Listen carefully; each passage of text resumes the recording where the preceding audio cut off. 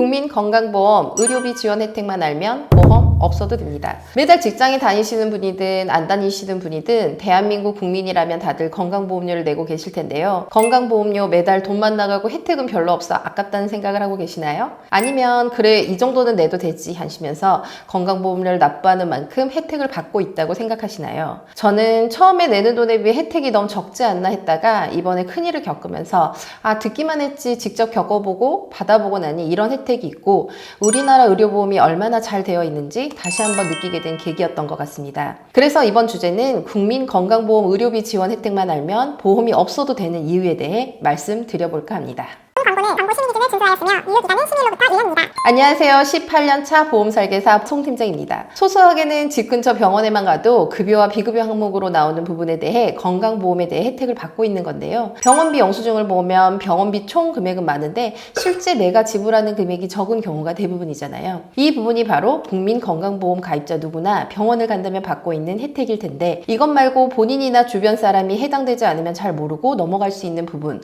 하지만 한 번쯤 들어두어도 분명 괜찮을 내용입니다.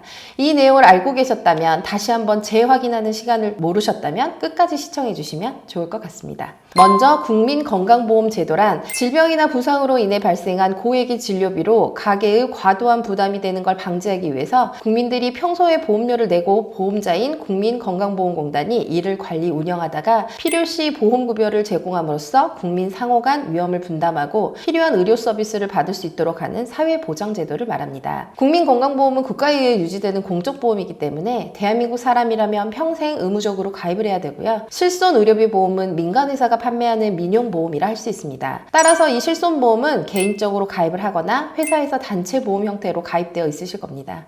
보장에서도 두 보험은 차이가 있는데요. 국민건강보험은 보장에 있어 한도 제한이 없는 대신 비급여 부분을 보장하지 않는다는 단점이 있고요. 실손의료비 보험은 가입한 시기에 따라서 한도가 정해져 있지만 비급여까지 모두 보장한다는 장점이 있습니다. 그래서 서로의 장단점을 보완하는 효과가 있기 때문에 보험이 필요 없다고 생각하시는 분들이나 정말 여유가 없다고 하더라도 추후 큰 병원비가 들어가는 부분에 있어 경제적 부담을 덜어줄 수 있는 부분으로 실손의료비 보험은 꼭 가입하시는 게 좋다고 생각합니다. 그 외 다른 보험들은 필요에 의한 소비 지출이고요. 질병에 걸리거나 상해로 다치게 된다면 병원비도 필요하고 치료받는 기간에 든 생활비도 필요하게 될 건데요. 치료받는 기간 동안 수입이 없다면 대출이자에 고정지출에 교육비, 양육비 등등 부담해야 되는 부분에 대해 더욱 힘들게 느껴지실 건데요. 이런 리스크에 대한 준비를 보험으로 조금이라도 준비해 두는 부분이 필요하다고 생각은 들어집니다. 고액 치료비에 대한 병원비는 앞서 말씀드린 국민건강보험과 실손의료비로 어느 정도 해소가 되지만 치료받는 기간에 드는 생활비 등등 고정지출에 대해서는 보장이 되지 않는 부분이니까요. 큰 금액까지는 아니지만 본인의 상황에 맞게 준비를 해두시는 게 좋다는 생각을 가지고 있고 그 부분에 대해서 말씀드리고 싶습니다. 내가 가족력이 있다면 가족력이 있는 부분에 대해서는 보장을 더해 두시고요. 혹시나 모를 불확실성에 대비한 리스크를 대비하기 위해 준비해 두자는 말씀을 드리고 싶습니다. 경제활동 시기인 30대부터의 사망 원인 통계를 보자면 통계청에서 제시한 연령별 5대 사망 원인에 대해 보시는 것처럼 고의적 자해를 제외한 1위는 악성신생물인 암, 2위는 심장질환, 3위는 뇌혈관 질환 순으로 볼 수 있겠습니다. 경제활동 시기에 위와 같은 이유로 사망을 하게 되는 비율이 높은데요. 그렇다면 혹시나 모를 불확실성에 대한 리스크에 미리 준비해두는 것도 나쁘지 않은 선택이라도 할 수 있겠습니다. 추가 준비를 해두는 게 좋다는 3대 진단비나 혹시나 본인이 과도한 보험료를 납입하고 있다 생각하시는 분들은 카카오 채널 또는 아래 댓글 달아주시면 속 시원하게 원하는 답변을 드리겠습니다. 국민건강보험에서 지원해주는 의료비 지원 혜택은 다음과 같습니다. 첫 번째 의료급여제도, 두 번째 노인장기요양보험제도, 세 번째 본인 일부 부담금 산전 특례제도, 네 번째 본인 부담 상한제, 다섯 번째 재난적 의료 지원비, 여섯 번째 임신 출산 진료 지원, 총 6가지 혜택인데요. 지금부터 하나하나씩 살펴보도록 하겠습니다. 첫 번째 의료급여제도입니다. 경제적으로 생활이 곤란하여 의료비용을 지불하기 어려운 국민을 대상으로 국가가 대신하여 비의료비용을 지불하는 제도인데요. 생활을 유지할 능력이 없거나 생활이 어려운 저소득층에게 질병, 부상, 출산 등 의료 문제를 국가가 보장하는 사회보장제도입니다. 의료급여 수급권자는 기초생활보장급자 및 차상위 계층 중 희귀난치성 질환자 등으로 구성되어 있으며 의료 수급권자는 1종 수급권자와 2종 수급권자로 구분되어집니다. 1종 수급권자는 근로무능 무능력 가구, 희귀질환자, 중증 난치질환자, 시설수급자 등을 포함하는 국민기초생활보장수급자가 주요 대상이며 이재민, 의상자빈, 의사자의 유족, 18세 미만의 입양아동, 국가유공자, 중요, 무형, 유산 보유자, 북한 이탈 주민, 5.18 민주화운동 관련자, 노숙인 등 타법 적용자와 행여 환자가 포함되면 2종 수급권자는 국민기초생활수급권자 중 의료급여 1종 수급권자 기준에 해당되지 않는 사람들이 대상입니다. 1종 수급권자의 경우 진료비를 전액 면제받고 일부 근로능력이 있는 사람에게 제공되는 2종은 의료비의 15% 정도를 부담하게 됩니다. 1종 수급권자는 입원 시 급여 비용이 면제되며 통원 시에도 의원급은 자기부담금 1,000원, 병원 및 종합병원은 1,500원, 상급 종합병원은 2,000원, 약국은 처방전 한 매당 자기부담금 500원의 자부담금이 있으며 2종 수급권자는 입원 시 급여 비용의 10%와 통원 시 의원급은 1,000원, 병원 및 종합병원은 급여 비용의 15%, 상급 종합병원은 급여 비용의 15%, 약국은 500원만 부담하면 됩니다. 혹시나 본인이 의료급여 제도 1, 2종 수급권자에 해당하는지 잘 체크하시고 주변에도 공유해 주시면 좋을 것 같습니다. 다음 두 번째는 대한민국의 5대 사회보험 중 하나인 노인 장기요양보험 제도입니다. 여러 가지 사회 변화에 따른 새로운 복지 수요를 충족하기 위한 것으로 고령이나 치매, 뇌혈관성 질환, 파킨슨병 등 대통령령으로 정하는 질병에 따라 거동이 불편한 사람에 대하여 신체 활동이나 가사활동 지원 등의 장기 요양급여를 제공하여 노후의 건강 증진 및 생활 안정을 도모하고 그 가족의 부담을 덜어줌으로써 국민의 삶의 질을 향상하도록 함을 목적으로 하는 사회보험제도입니다. 장기요양급여는 누구나 받을 수 있는 건 아니고요. 일정한 절차에 따라 장기요양급여를 받을 수 있는 권리인 수급권이 부여되는데 이를 장기요양 인정이라고 합니다. 장기요양 등급 판정은 건강이 매우 안 좋다, 큰 병에 걸렸다 등과 같은 주관적인 개념이 아니고요. 심신의 기능 상태에 따라 일상생활에서의 도움이 얼마나 필요한가를 지표화한 장기요양 인정 점수를 기준으로 총 6개 등급으로 등급 판정을 합니다. 등급 판정은 장기요양 인정조사표에 따라 총 52개 항목의 조사 결과를 입력하여 장기요양 인정점수를 산정하게 되는데요. 신체 기능 12가지 항목, 인지 기능 7항목, 행동변화 14항목, 간호처치 9개 항목, 운동장애 4항목, 관절제약 6개 항목에 대해 점수를 정하게 됩니다. 장기요양 인지지원 등급은 치매 환자로서 장기요양 인정점수 45점 미만인 자이고 5등급은 치매 환자로서 45점 이상, 51점 미만, 4등급은 일정 부분 다른 사람의 도움이 필요한 때, 3등급은 부분적으로 다른 사람의 도움이 필요한 때를 얘기하고 2등급은 상당 부분, 그리고 1등급은 전적으로 다른 사람의 도움이 필요한 때를 얘기합니다. 65세 노인 및 노인성 질환을 가진 65세 미만의 국민으로 혼자서 일상생활을 수행하기 어려워 장기요양 1등급에서 5등급에 해당하게 되면 재가급여 서비스를 이용이 가능한데요. 방문요양 서비스로 요양보호사가 수급자 가정을 방문해서 신체활동 및 가사활동을 지원하며 장기요양 및 목욕시설을 갖춘 장비를 이용해서 수급자 가정 등을 방문해 목욕 서비스도 제공하게 됩니다. 간호사, 간호조무사, 의사, 치위생사, 한의사, 치과의사 방문 간호 지시서에 따라서 수급자 가정 등을 방문해 간호, 진료, 보조, 요양에 관한 상담, 구강, 위생을 제공합니다. 수급자를 하루 중 일정한 시간 동안 보호해서 신체 일지 활동 지원 및 심신 기능의 유지 향상을 위한 교육 훈련 등도 제공하는데요. 일정 기간 동안 장기 요양 기관에서 보호해서 신체 활동 지원 및 심신 기능의 유지 향상을 위한 교육 훈련 제공도 하게 됩니다. 옷 깨기, 식사 준비, 개인 위생 및 일상생활을 수급자와 함께 수행하며 남아있는 신체 인지 기능의 유지 향상을 위한 훈련도 제공하고 수급자의 일상생활 신체활동 지원 및 인지 기능의 유지 향상에 필요한 도구도 제공하게 됩니다. 복지용구의 연간 한도액 적용 기간은 수급자의 유효기간 개시일로부터 1년간이며 한도액은 보건복지부 장관이 고시하는 금액인 연간 160만 원 한도로 지원되며 160만 원을 초과하여 초과한 금액부터 전액 본인 부담입니다. 품목은 총 18종으로요. 한정되나 품목에 따른 각자의 제품은 수십 가지가 될 수 있으며 구입 품목과 대여 품목은 보건복지부 고시 과정에서 변경될 수 있습니다. 구입 또는 대여 품목 2종에 대해 수급자가 구입 또는 대여 방식 중 선택 가능하며 급여 품목 중 구입 품목으로는 이동 변기 목욕의자, 성인용 보행기, 안전손잡이, 간이 변기, 미끄럼 방지용품, 지팡이, 욕창 예방 방석, 자세 변환 용구, 요실금 팬티 총 10종이며 대여 품목으로는 수동 휠체어, 전동 침대, 수동 침대, 이동 욕조, 목욕 리프트, 배회 감지기 총 6종이며 구입 또는 대여 품목으로 욕창 예방 매트리스와 실내외용 경사로 2종이 있습니다. 시설급여 서비스 지원 대상자는 장기요양 1, 2등급을 받은 수급자 및 3등급에서 5등급자이지만 시설급여가 필요하다고 등급판정위원회에서 판정된 경우 이용이 가능합니다. 장기요양 기관에 입소한 수급자들이 안전하고 건강한 환경에서 필요한 돌봄과 일상생활 지원 등의 서비스를 제공하는 것을 말하는데요. 시설급여에는 노인요양시설과 노인요양 공동생활가정이 대표적입니다. 1, 2등급은 재가급여 또는 시설급여 이용이 가능하고요. 3, 4, 5등급은 재가급여를 이용 가능하고 인지지원 등급은 주야간 보호급여를 이용 가능합니다.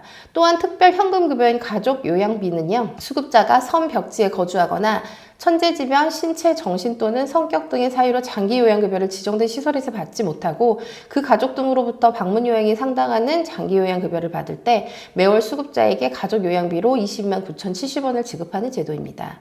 재가 및 시설급여 비용 중 수급자 본인 부담이 있습니다. 재가급여는 당해 장기요양급여 비용의 15%이며 시설급여는 당해 장기요양급여의 비용의 20%입니다. 또한 국민기초생활보장법에 따른 의료급여 수급자는 본인 부담금이 전액 면제됩니다. 이외 본인 부담금의 60%와 40%를 감경하는 경우도 있으니 잘 살펴보시면 좋을 것 같습니다. 노인 장기요양보험 제도가 있으니까 치매보험, 간병보험 이런 거 없어도 된다 말하는 설계사분들이 있을 수 있는데요. 국가에서 지원을 받을 수 있는 부분은 해당 요건을 충족시켜야지만 받을 수 있는 부분입니다. 해당되지 않는 경우 개인적으로 불편함을 감수해야 할 수 있는 부분인데요. 이 부분에 대한 필요에 의한 선택 중 하나가 보험이지 않을까 싶다는 생각입니다. 그 부분이 바로 치매보험, 간병보험, 질병 후유장애 보험이 될 텐데요. 경증 치매부터 중증 치매까지 보장을 해주는 치매보험, 입원을 하게 되면 사람을 보내주거나 정해진 금액을 지급해주는 간병보험, 그리고 질병으로 인한 후유장애가 있는 경우 지급해주는 질병 후유장애 보험이 여유가 된다면 준비해 두셔도 나중에 해당되었을 때 유용하게 활용 가능할 수 있는 보험일지도 모른다고 생각을 합니다. 위 보험에 대해서도 궁금하시거나 알아보고 싶다면요. 카카오 채널 보험 나무하나 아래 댓글에 문의 남겨주시면 자세히 알려드리겠습니다. 세 번째, 본인 일부 부담금 산정 특례 제도입니다. 이 제도는 진료비 본인 부담이 높은 암 등 중증 질환자와 희귀 질환자, 중증 난치 질환자에 대해 본인 부담률을 경감해주는 제도로 치료비가 많이 들어간다고 알고 있는 암, 뇌혈관, 심장 질환의 경우 급여 부분에 해당되는 5%만 내가 부담하고 나머지는 국가에서 무려 95%를 지원해줍니다. 희귀 및 중증 난치 질환자도 급여 쪽 10%만 본인이 부담하게 되면 결핵은 아예 본인 부담금이 없으며 중증 화상, 중증 외상은 5%만 부담하면 되고 중증 치매는 10%만 부담하면 됩니다. 제 고객 중 암으로 인한 중증 질환자로 등록되어 병원비를 납입한 영수증인데요. 1,337만 원의 진료비 중 본인 부담금은 174만 원 정도 됩니다. 참고적으로 이 고객분의 경우 진단을 위한 검사비 부분에 대한 두 번째 청구 자료이며 항암 치료와 수술은 하지 않은 영수증으로 추후 항암 치료와 수술비에 대한 부분은 추가적으로 발생되어질 예정입니다. 결국 이러한 큰 질병들이 국가에서 90% 이상 보장을 해준다고 하더라도 비급여에 대한 본인 부담금 부분은 실손 의료비가 필요하다는 얘긴데요. 치료 기간 동안의 간병, 그리고 치료 기간 동안의 병원비 이외의 비용에 대한 보장은 고민해 보실 필요는 있다고 생각되어집니다. 추가적으로 산정특례 대상자가 되어 등록되어지는 기간이 있는데요. 암, 희귀질환, 중증 난치성 질환은 확진된 날로부터 30일 이내 공단에 등록을 한 경우 5년 동안 적용을 받을 수가 있고요. 중증 화상은 1년, 중증 치매는 5년 동안 지원을 받을 수 있습니다. 뇌혈관 질환은 30일, 심장 질환은 또 기본은 30일이나 신장 이식을 받은 경우에는 최대 60일까지도 산정 특례 혜택을 받을 수가 있습니다. 하지만 경우에 따라서는 이 기간 안에 치료가 다 끝나지 않는 경우도 있을 수가 있는데요. 이럴 때는 산정 특례 재등록을 할 수가 있는데 대표적으로 잔존암이나 전이암 등이 있거나 추가로 재발이 된 경우에는 재등록을 신청하여 적용기간을 더 연장받을 수도 있습니다. 만일 내가 암 진단을 받았는데 내가 산정특례 대상자인지 아닌지 궁금하다. 이런 부분에 대해서는 고민하실 필요가 없는 게 병원에서 대상자가 되는 경우 신청하면 된다고 알려주고 있습니다. 그러니 걱정하실 필요는 없고요. 네 번째는 본인 부담 상한 제도입니다. 본인 부담 상한 제도란 과도한 의료비로 인해 가계 부담을 덜어드리기 위하여 환자가 부담한 연간 건강보험 본인 일부 부담금 총액이 개인별 상한액을 초과하는 경우 그 초과 금액을 건강보험공단에서 부담하는 제도입니다. 단 비급여 선별금액, 전액 본인 부담, 임플란트, 상급병실 입원료, 추나요법, 상급 종합병원 경증질환 외래 초재진 본인 부담금 등은 제외됩니다. 쉽게 해서 나의 소득에 비해 병원비가 너무 많이 나왔다면 공단에서 일부 본인 부담금을 제외하고 나머지를 돌려준다고 이해하시면 되겠습니다. 건강보험공단에서는 소득 수준에 따라서 1분위부터 10분위까지 분류되어 있고 고소득일수록 10분위에 가까워집니다. 내가 몇 분위 소득에 해당되는지 잘 모르시죠? 저도 2번 정도 환급을 받은 적이 있는데요. 한 번은 수술을 하고 그 다음에 환급금이 있다고 우편물이 와서 신청을 한 적이 있고요.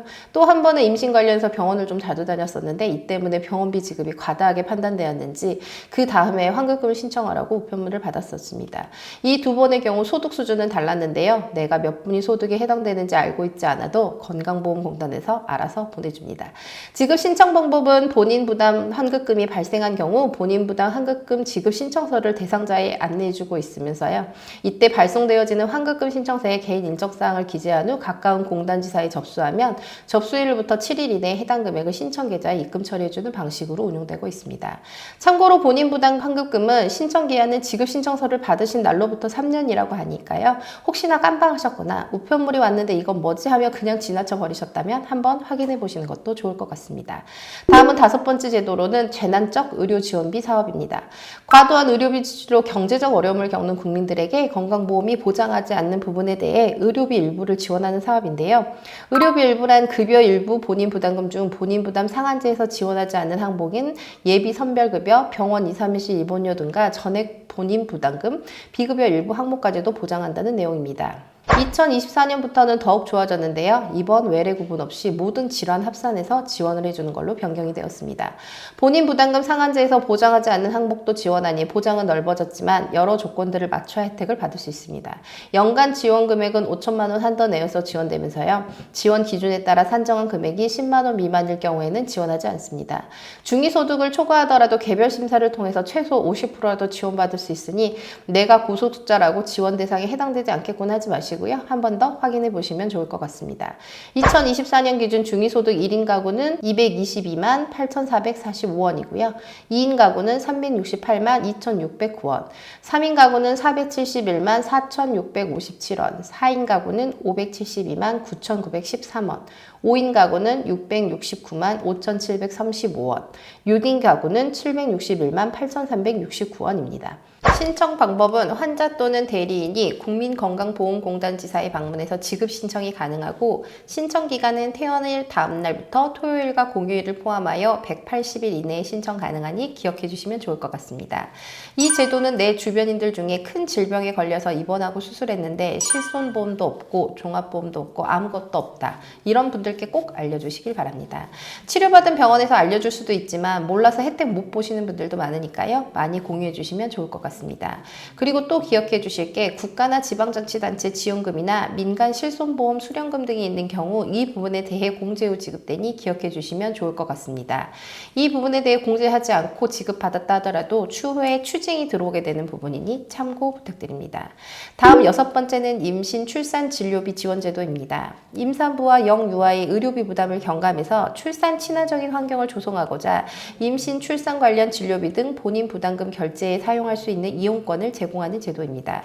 기본적으로 임신 1회당 태아가 1명일 경우 100만 원, 쌍둥이 이상일 경우 140만 원을 지원해주며 쌍둥이 이상일 경우 태아당 100만 원이 되도록 추가 지급해주고 있습니다. 또한 분만 취약지는 20만 원이 추가 지급되니 본인의 주민등록상 거주지가 분만 취약지인지 확인해 보셔도 좋을 것 같습니다. 또한 청소년 산모는 임신 1회당 120만 원 범위 내에서 지원받을 수 있습니다.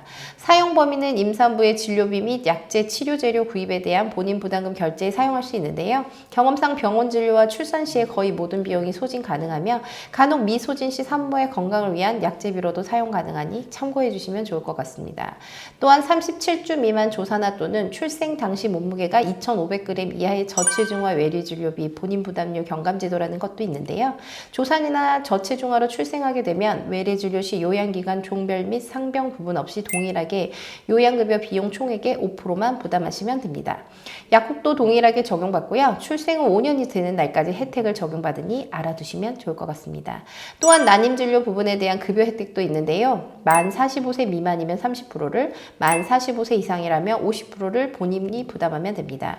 급여 인정 횟수는 인공수정은 5회, 신선배와 동결배의 합산 20회로 올해부터 보장이 확대되었으며 기존의 경우에는 횟수를 초과한 경우에도 지원받은 횟수에 따라 기존 급여 횟수를 추가로 제공한다고 하니 현재 난임 치료를 받고 계신 분들이나 임신 계획이 있으신 분들은 잘 체크하시면 좋을 것 같습니다. 이렇게 대한민국에서 받을 수 있는 대표적인 국민 건강보험 혜택 6가지를 살펴봤습니다. 다시 정리해드리면 첫 번째는 상전특례 제도로 암, 뇌, 심장, 치매 같은 중대 질병에 걸리게 되면 급여 항목의 90% 이상을 나라에서 지원해주는 제도입니다. 하지만 비급여 부분은 지원하지 않습니다. 두 번째로는 본인 부담 상한제로 소득 분위를 기준으로 일정 금액을 초과하면 공단에서 초과 금액을 돌려받을 수 있는 제도였습니다. 세 번째는 재난적 의료지원비 사업으로 본인 부담 상한제에서 적용되지 않는 항목과 산정특례에서 보장되지 않는 비급여 항목에 대해서도 재난적 수준으로 의료비가 발생하면 소득 분위를 기준으로 50%에서 80%를 지원되는 사업입니다. 네 번째는 노인 장기 요양 보험 제도가 있기 때문에 노후의 상당 부분 다른 사람의 도움이 필요한 상태가 되었을 경우 재가급여 서비스, 복지용구, 그리고 시설급여를 받을 수 있으며 재가급여와 시설급여를 받을 수 없는 상황이라고 할지라도 특별 현금급여 서비스를 이용할 수가 있었습니다. 다섯 번째는 의료급여 제도로 경제적으로 생활이 곤란하여 의료 비용을 지불하기 힘든 분들의 경우에도 병원비에 대한 부담이 거의 없이 이용 가능합니다. 여섯 번째는 임신 출산 관련 제도가 있기 때문에 난임으로 인한 병원비가 지원되며 임신 출산관 관련 지원비가 있어 산정검사나 출산 시 도움을 받을 수 있으며 출산 시 조산하나 저체중아로 출생하더라도 의료비 부분에 대한 혜택을 볼 수 있습니다. 이렇게 좋은 제도들이 많기 때문에 보험을 과하게 준비할 필요는 없을 것 같습니다. 보험은 절대 저축 재테크가 아니라 정말 필요에 의한 소비 지출이라고 생각하시면 좋을 것 같습니다. 그렇다면 이 지출을 좀 더 가성비 있게 알아보고 정말 필요한 만큼만 준비하시면 되는 거고요. 그리고 좀 더 구체적으로 증권 분석이나 보험에 대한 상담이 필요하다면 카톡에서 보험 암호화를 검색하시거나 댓글 고정창에 주소 클릭 후 카톡 친구 꼭 추가하시고 문의 주시면 됩니다. 뭐가 좀 더 부족한지 싹 다 체크해서 자료 드리니까요. 많이 친구 추가 부탁드리겠습니다. 카톡 상담을 원하시면 이쪽 카톡 이미지를 클릭하시면 실시간 상담이 가능합니다. 오늘 영상 내용은 여기까지고요. 이 영상이 도움이 되셨다면 구독, 좋아요, 알림 설정 잊지 마시고요. 주변 분들에게도 이렇게 좋은 혜택을 놓치는 분들 없도록 많이 공유해 주시면 좋을 것 같습니다. 다음에도 더 유익한 내용으로 인사드리도록 하겠습니다. 감사합니다. 본 광고는 광고 심의 기준을 준수하였으며 유효기간은 심의일로부터 1년입니다.